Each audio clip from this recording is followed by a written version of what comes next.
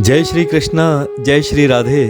भक्तजनों, आइए पौष मास की पुत्रदा एकादशी का महात्म्य श्रवण करते हैं। सर्वप्रथम अपने गुरुजी का ध्यान करिए। गुरुर्ब्रह्मा गुरुर्विष्णु गुरुर्देवो महेश्वर, गुरुर् साक्षात परब्रह्म तस्मै श्री गुरुवे नमः। जय गुरुजी। और आइए अब श्री गणेश जी और माँ सरस्वती का ध्यान करते हैं। वर्णा नाम और संघा नाम रसा नाम छंद सामपि मंगला नाम चय करतारो वंदे वाणी विनायको। आइए अब माँ लक्ष्मी का ध्यान करते हैं। महालक्ष्मी नमस्तुभ्यम सुरेश्वरी, हरिप्रिय नमस्तुभ्यम दयानिधे। बोलिए एकादशी महात्म्य की जय, श्री हरि विष्णु भगवान की जय, एकादशी मैया की जय, राधे रानी की जय, श्री कृष्ण कन्हैया लाल की जय, तुलसी मैया की जय। युधिष्ठिर बोले, श्री कृष्ण आपने शुभकारिणी सफला एकादशी का वर्णन किया, अब कृपा करके शुक्ल पक्ष की एकादशी का महत्व बतलाइए। उसका क्या नाम है, कौन सी विधि है तथा उसमें किस देवता का पूजन किया जाता है। भगवान श्री कृष्ण ने कहा, राजन पौष के शुक्ल पक्ष की जो एकादशी है उसे बतलाता हूँ, सुनो। महाराज, संसार के हित की इच्छा से मैं इसका वर्णन करता हूँ। राजन, पूर्वोक्त विधि से ही यत्न पूर्वक इसका व्रत करना चाहिए। इसका नाम पुत्रदा है। यह सब पापों को हरने वाली उत्तम तिथि है।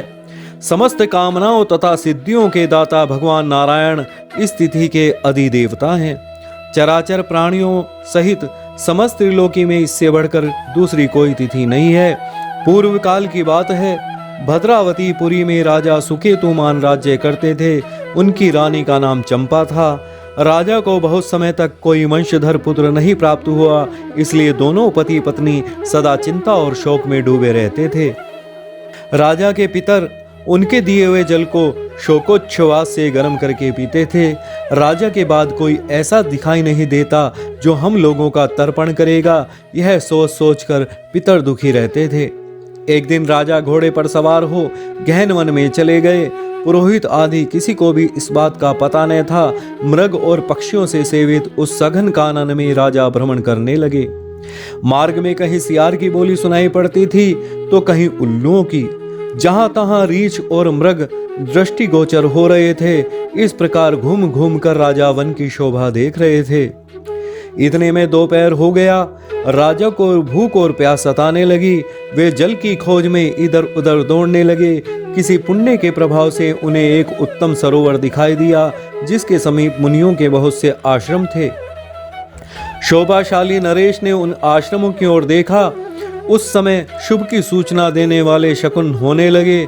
राजा का दाहिना नेत्र और दाहिना हाथ फड़कने लगा, जो उत्तम फल की सूचना दे रहा था।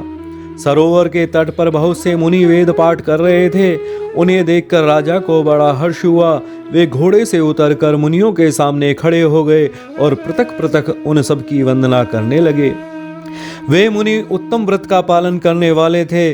जब राजा ने हाथ जोड़कर बारंबार दंडवत किया, तब मुनि बोले, राजन हम लोग तुम पर प्रसन्न हैं। राजा बोले, आप लोग कौन हैं, आपके नाम क्या हैं तथा आप लोग किस लिए यहाँ एकत्रित हुए हैं, यह सब सच सच बताइए। मुनि बोले, राजन हम लोग विश्वदेव हैं, यहाँ स्नान के लिए आए हैं। माघ निकट आया है। आज से 5वें दिन माघ का स्नान आरंभ हो जाएगा। आज ही पुत्रदा नाम की एकादशी है, जो व्रत करने वाले मनुष्यों को पुत्र देती है। बोलो एकादशी मैया की जय, विष्णु भगवान की जय। राजा ने कहा, विश्वदेवगण यदि आप लोग प्रसन्न हैं तो मुझे पुत्र दीजिए। मुनि बोले, राजन आज के ही दिन पुत्रदा नाम की एकादशी है। इसका व्रत बहुत विख्यात है। तुम आज इस उत्तम व्रत का पालन करो। महाराज, भगवान केशव के प्रसाद से तुम्हें अवश्य पुत्र प्राप्त होगा। बोलिए श्री कृष्ण भगवान की जय, राधे रानी की जय। भगवान श्री कृष्ण कहते हैं, युधिष्ठिर इस प्रकार उन मुनियों के कहने से राजा ने उत्तम व्रत का पालन किया। महर्षियों के उपदेश के अनुसार विधि पूर्वक पुत्रदा एकादशी का अनुष्ठान किया। फिर द्वादशी को पारण करके मुनियों के चरणों में बारंबार मस्तक झुकाकर राजा अपने घर आए। तदंतर रानी ने गर्भ धारण किया।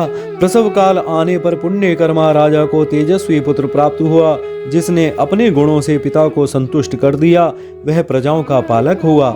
इसलिए राजन, पुत्रदा का उत्तम व्रत अवश्य करना चाहिए। मैंने लोगों के हित के लिए तुम्हारे सामने इसका वर्णन किया है। जो मनुष्य एकाग्रचित होकर पुत्रदा का व्रत करते हैं, वे इस लोक में पुत्र पाकर मृत्यु के पश्चात स्वर्गगामी होते हैं। इस महात्म्य को पढ़ने और सुनने से अग्निष्ट होम यज्ञ का फल मिलता है। बोलिए श्री हरि विष्णु भगवान की जय। एकादशी मैया की जय। एकादशी महात्म्य की जय। श्री कृष्ण कन्हैया लाल की जय। राधे रानी की जय।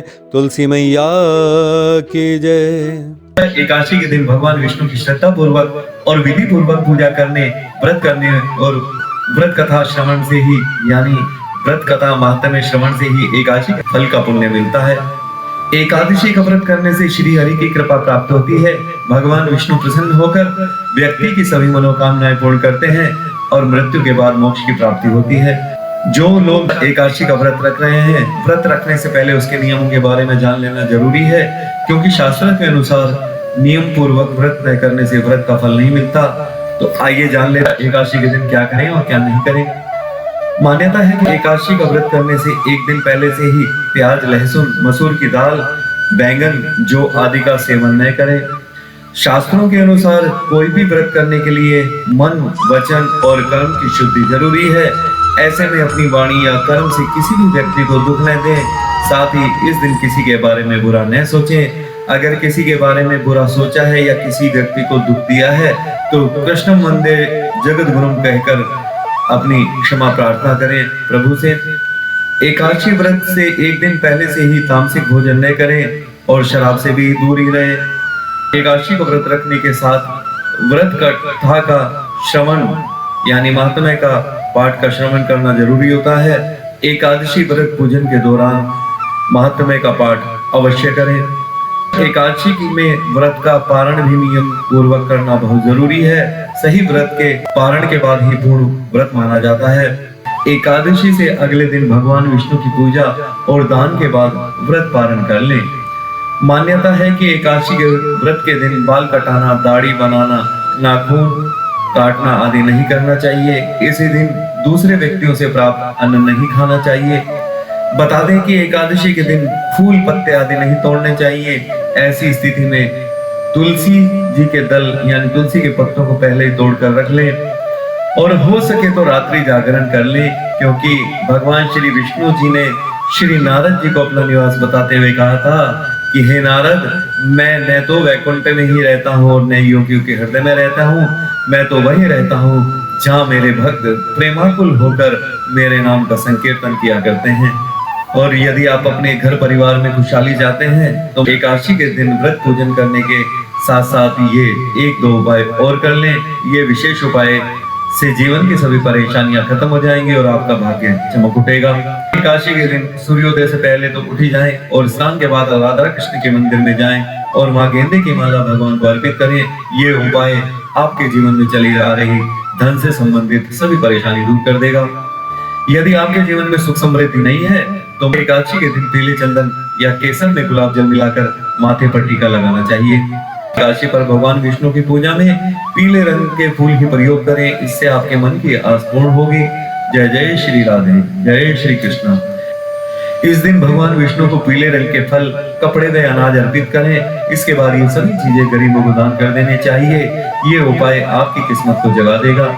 इस दिन भगवान विष्णु को खीर का भोग लगाना चाहिए। क्योंकि चावल की खीर नहीं बनती, इसलिए मखाने की खीर बना सकते हैं। खीर में तुलसी के पत्ते डालकर भोग लगाएं। इससे घर में शांति और परिजनों के बीच भाईचारा बना रहता है। एकादशी की शाम को तुलसी के सामने गाय के घी का दीपक जलाएं और 11 परिक्रमा करें। ये उपाय आपके घर में सौभाग्य लेकर आएगा। एकादशी के दिन इनमें से कोई एक उपाय आप जरूर करें। भगवान की कृपा आपके और आपके परिवार पर सदा बनी रहेगी। जय जय श्री राधे, जय श्री कृष्ण।